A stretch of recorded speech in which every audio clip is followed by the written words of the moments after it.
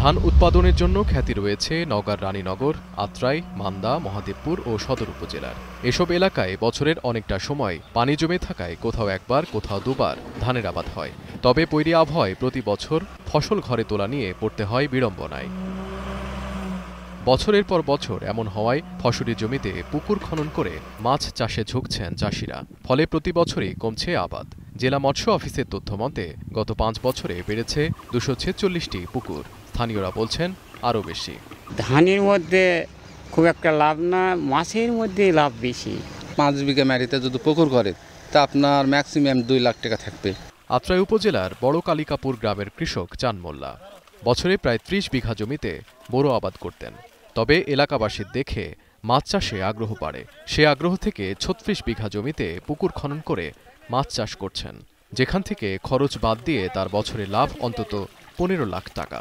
কৃষি মানুষ, আমরা আবাদ ফসল করি, মোটামুটি 20-30-40 বিঘার মতন আবাদ করি। করতে করতে মাটি হলো ধান হয় না, জমা দিলে মানুষের লাই না, না লাওয়ার খাতিরে আমরা মাছ চাষের উগ্রহ হলাম।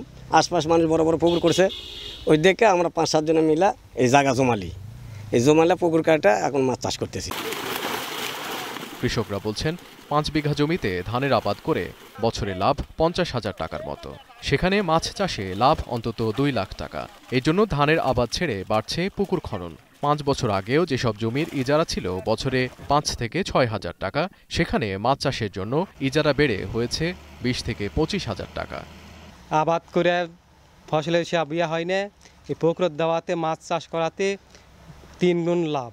ধান হচ্ছে মাছ চাষের উপাদান বেশি আছে, ওই জন্য পুকুর করা হচ্ছে। আমাদের নওগাঁ জেলায় ধান উৎপাদনের জমি কমে যাচ্ছে।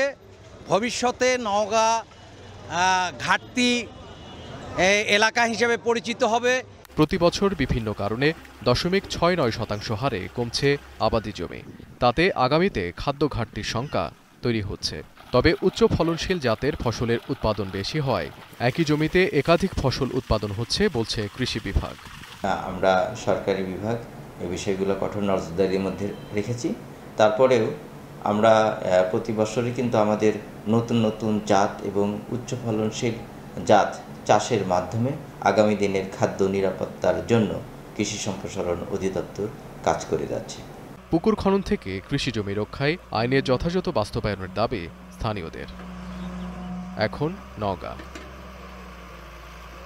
সানবিট সব দিবে সামাল। সানবিট ম্যাজিক প্রেস ডিশওয়াশিং এর মাথা ঘোরানো সলিউশন।